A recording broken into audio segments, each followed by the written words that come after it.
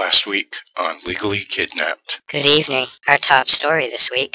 The University of Michigan Law School and Northwestern University have compiled a database of wrongful convictions since 1989, listing over 2,000 cases where DNA evidence was used to overturn the convictions of innocent people who had been sitting in jail for years. Homeless parents in Washington, D.C. are now living in fear of CPS agents who are targeting them. California is breaking its promise to keep kids in care until the age of 21 and are still booting them out onto the streets on their 19th birthdays.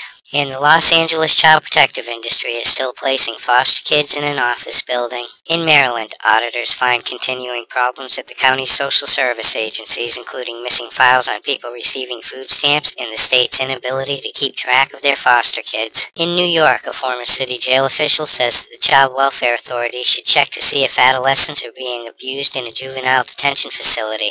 The state of Minnesota has been voted least likely to utilize kinship placements for the kids who they snatch, and in Washington, relatives caring for children who have been removed from their parents are not getting enough support to help meet their basic needs. In Ohio, parents fighting for child custody or child support will have to wait until 2013 because of delays in the juvenile court system. New Hampshire scores an F in regards to legal protection for foster kids. In Florida, only 8% of the state's stolen children have lawyers looking out for their rights. And according to Florida's Children and Family Secretary, the state's child death review team will now review all child deaths in the state. The U.S. Supreme Court refuses to hear a case from Utah involving the Cherokee Nation and the question of when a person becomes an Indian and what they're referring to as an unusual adoption case. In Michigan, the fallout over an accidental purchase of a Mike's Hard Lemonade at a Detroit Tigers game is apparently going to change state law regarding how CPS agents snatch kids from their families. The Michigan case where CPS agents snatched a kid because the mother refused to give her dangerous psychiatric drugs that she didn't need prompts a U.S. congressman to ask the U.S. Justice Department to investigate the rubber stamping of judges' signatures on removal orders. And researchers have found that there is often a genetic sexual attraction between adoptees and their biological parents when they meet later in life. In Washington, an expiring law will force the staff at teenage homeless shelters to notify the parents, law enforcement, or child protective services within 8 hours of the kids showing up at the door. Despite a staggering number of child deaths and injuries due to abuse or neglect, the state of Texas cuts more than $27 million from its child abuse prevention programs last year. Texas CPS agents snatch a 4-year-old and dope her up on psych meds to keep her quiet. And some are still wondering if the government is taking action into the drugging of foster children issue after a GAO report found that foster kids are being prescribed psychotropic drugs at rates as high as 13 times that of children in the general population. In Italy this week, police arrest 2 suspects in a school bombing.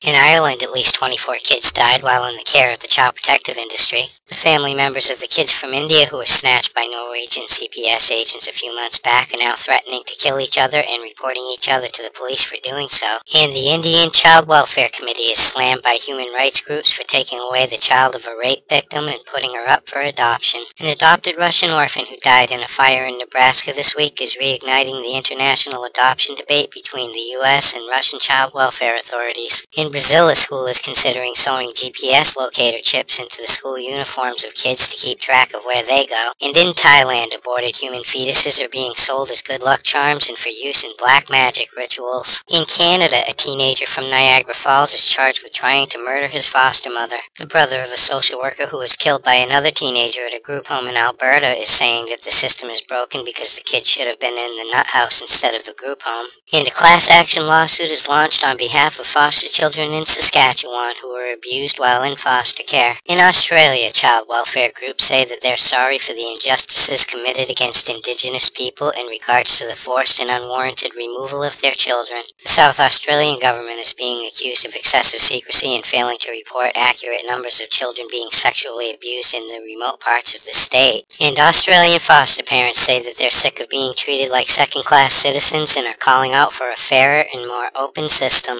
In England this week, a young mother who fled to Spain from the UK to stop British social workers from snatching snatching her baby right from the hospital has won the right to keep her kid. And the child protective industry is told to return a baby to its parents who fled to France, only to be followed there by British social workers who went into France and snatched the baby anyway. A Spanish doctor is ordered to pay child support after a failed abortion on a British mother. An employment tribunal rules that 2 of Baby P's social workers were fairly sacked for their part in the death of Peter Conley. And the social shockwave caused by the death of Baby P has caused a fundamental shift in the nature of child protection in the UK, leading to thousands more children being snatched from their parents and thrown into foster care. In entertainment news this week, Flavor Flav is looking at 180 days in jail for not paying his child support. And in sports, Penn State's former football coach Jerry Sandusky's Second Mile charity for at-risk youth is closing its doors and diverting its assets to a Texas nonprofit. In California, an adoptive mother is sitting in jail on $1 million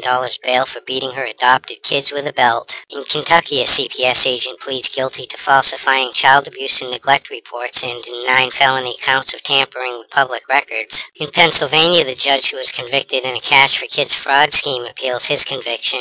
And a former Catholic priest who was defrocked for sexually abusing a kid is now working for the Transportation Security Agency at the Philadelphia International Airport. In Maine, a judge dismisses a lawsuit against the Cumberland County District Attorney, which was filed in connection with a child custody dispute over a 5-year-old girl. In New York, CPS agents are investigating alleged abuse at a group home for lesbian, gay, bisexual, and transgendered teens. And in Oklahoma, a court rules that the child protective industry must provide foster parent information to the media so that they can see if any of them have criminal records. In New Jersey, a social worker admits to writing bogus timesheets and fraudulently billing Medicaid for counseling services for troubled young people that were never provided.